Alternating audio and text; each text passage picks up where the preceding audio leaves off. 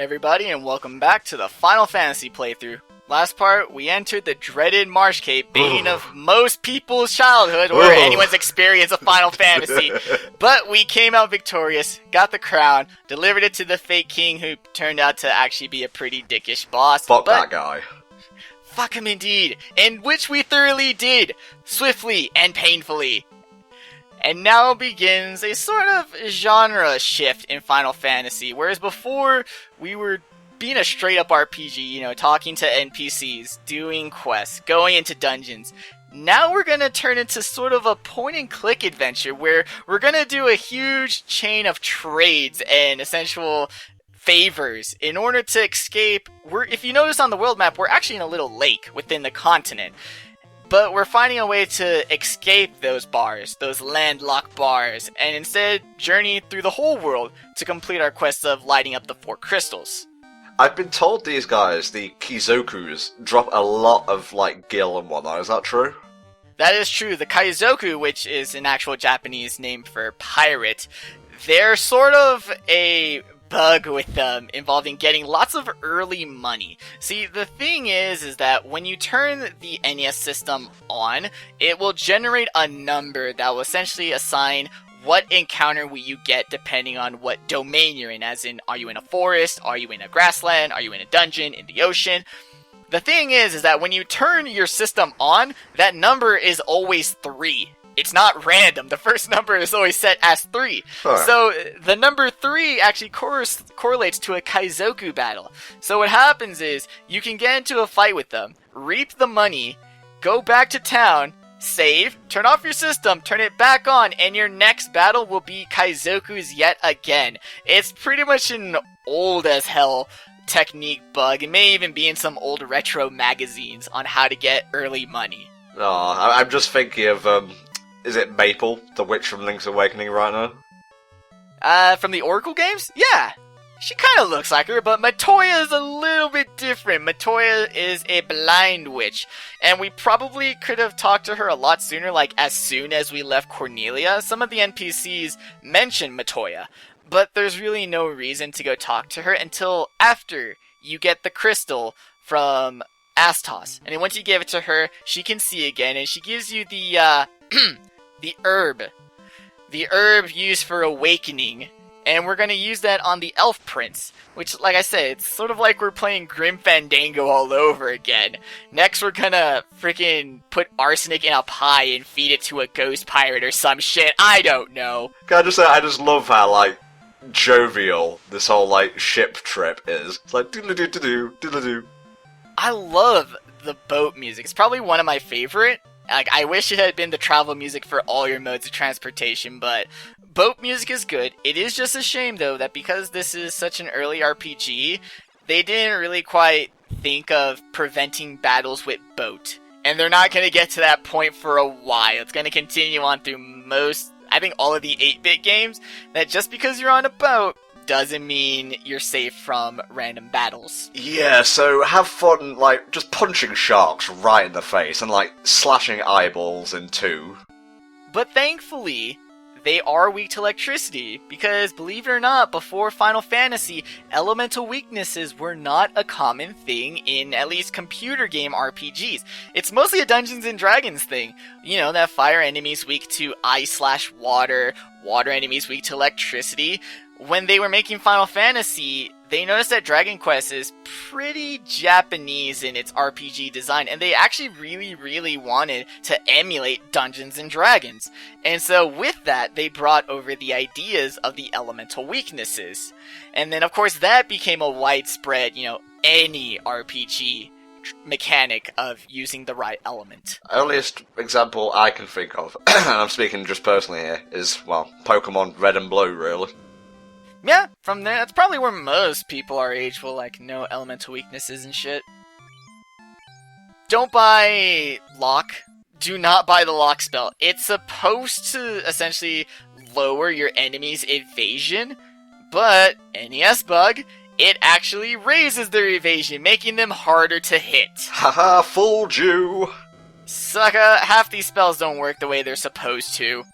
Luckily, most of the white magic spells actually work pretty well, if not exactly as intended. It's the black magic spells you have to worry about, and they don't really get fixed until the GBA port. The GBA port actually fixed a lot of shit. The PlayStation port was more of just a graphical update, which I will say most people would be like, oh, it was needed, but I enjoy me some charming 8-bit sprites. They're so adorable and cute. So PlayStation is if you want to play the NES mechanics with better graphics. But if you want to play, a rather modern-ish RPG version of this game, play the Game Boy version, or play the PSP version. Or you can play the iPhone version. Or the Android version, or the Xbox 360 version. Stop, Maxie, stop. There's so many versions.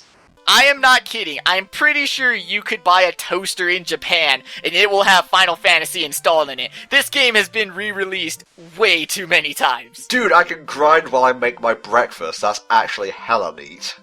I know, it's like the guy who put the toaster in an NES or reverse, whatever. I don't care, he's a genius, and it needs to be done with all consoles. Like, I'm not even hyped for consoles at E3 unless one of the taglines on there is makes toast. Yeah.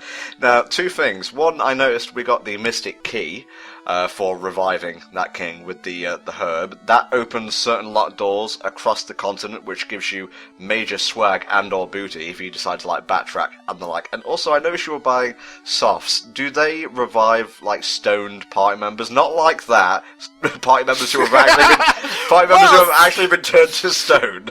If it was for stoned enemies, we would have used one on that herbed up prince. But yes, if an enemy is inflicted with the Petrify Stone status effect, softs will cure them of that, which the next big dungeon has a lot of enemies with Petrify abilities. Ugh. And the Mystic Key works in more areas than just Castle Cornelia. There's also a few chests in the Marsh Cave, but they're not that good, and you have to walk all the way through all those monsters again. So why would you put yourself through that? You poor masochistic fuck. Fuck that noise.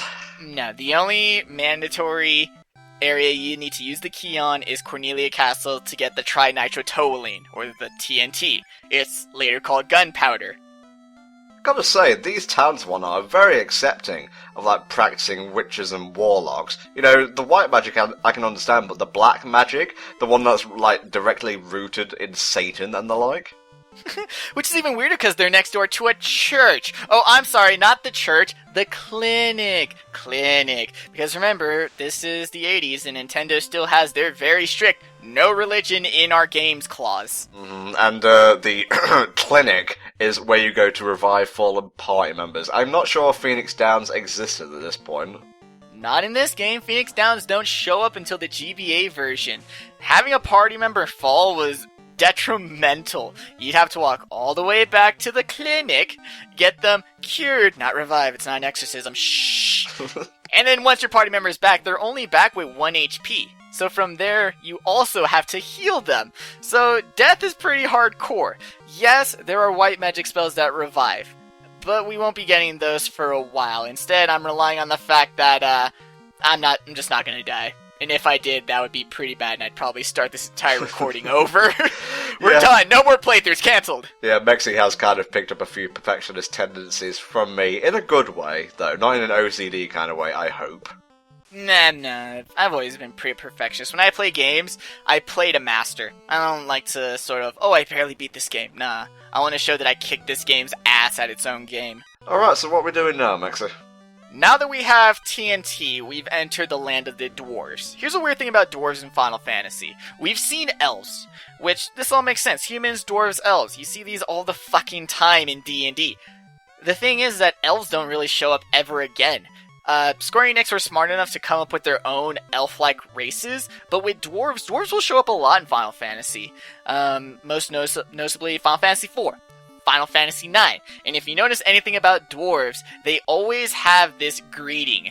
In most versions, it's rally-ho or lally-ho. Once again, English. It's a glorious language, and you should be fluent in it. Hang on, that reminds me of something. I remember reading, because it was a screenshot Let's Play, I remember reading a Chrono Cross Let's Play, where the dwarves in that actually use that same greeting. Square, Enix, Soft, Code, they all, when they bring doors back, they always bring back Lally-Ho, Rally-Ho. However, when they translated this game from English, they weren't entirely sure about the context of Lally-Ho, so they just knew that it was an interjection. So they just went with generic hooray. So all the dwarves seem to be cheering for nothing, when it's just sort of a bare-bones translation of the dwarven greeting. There's no, like, random encounters and whatnot in here, is there? No, the only thing we have in here is the glorious Matoya Cave music, another one of my favorite, and before recording this playthrough, it was my absolute favorite song in Final Fantasy. If you ever listen to the Black Mages, which the Black Mages is sort of this post-hardcore metal whatever band, their pianist is Nobu Uematsu, who, if you don't know, is the composer of Final Fantasy music. He made his own band to do covers of Final Fantasy music. That's fucking metal. It is metal as fuck. And, he did do one of the covers of Matoya's Cave, and at least the first 2 minutes are glorious. Then they sort of have a jazzy break for the rest of the song that I don't care much for, but the cover for Matoya's Cave is glorious. Ugh, look at all these graves around here. Is the vampire, is he the guy who did all this? Yeah, I mean, he went and destroyed the clinic for non-religious reasons. I mean, why would you do that? And it's also time for a weapon upgrade. The thing about Final Fantasy is that your characters only have 16 inventory slots for weapons and 16 slots for armor, and that includes the armor they are currently wearing. So in order to have room to buy more gear, I have to sell the old gear. The only thing is that when it gets to the armor and the characters start to become fully equipped, that actually takes up their entire inventory, and I won't be able to pick up armor for the later parts of the game. Just sell what you don't need, there's no reason to keep it with you. I know, and like I said, especially with weapons, I just have to buy 2. It's just an ordinary well, Maxi. I just had to make sure, because you never know. Everyone keeps talking about how obscure and cryptic old games are, so I was like, here, look at this well. Look how obscure and cryptic this well is. It's just a well. Well, going back to that Chrono Cross Let's Play, there's like a barrel where if you keep interacting with it, it'll be like, oh fine, take this, and it gives you something. I love when games do that, because that is all the fucking time. But yeah, weapons, not that bad. Just buy 2 of whatever swords I need, and then give the leftovers to the mages. Armor, on the other hand, gets a bit more tedious because fighters can equip pretty much all the armor in the game. When it gets to the red mages, they tend to mostly have light armor, so they're just going to have cheapo armor until about halfway through the game. Because that's sort of the drawback of having mages, is that for about 3/4 of the game, they're not going to have too much armor, so their defense is going to be very lacking. But they'll have an evasion stat to help out with that. It's not until you get to the end that they start to introduce mage exclusive gear. And this mage exclusive gear is hardcore and awesome, to the point that it completely negates the fact that, oh no, my mages can't equip this diamond golden magic armor. It's like, who cares? They have a magic ring that lets them walk through all attacks. Who gives a fuck? Well, you're playing up these hardcore items when Kato is already wielding a dragon. Yeah, in his hand. Would have been so cool if they had like little animations, but no, that's the worm killer. In Final Fantasy, there's supposed to be weapons that do extra damage to specific enemies. The Dragon Blade is supposed to do extra damage to dragons, but faulty programming in the NES and PlayStation version, if a weapon says it does extra damage to types of enemies, it doesn't. It's a lie. They're lying. It's not until the Game Boy Advance that they fixed it, and then the Dragon Blade will do extra damage to dragons. Oh, damn you, Square Co., and you're nearly going bankrupt and robbing us of a classic RPG series. Okay, guys, we shall see you next time when we take down the vampire. See you then.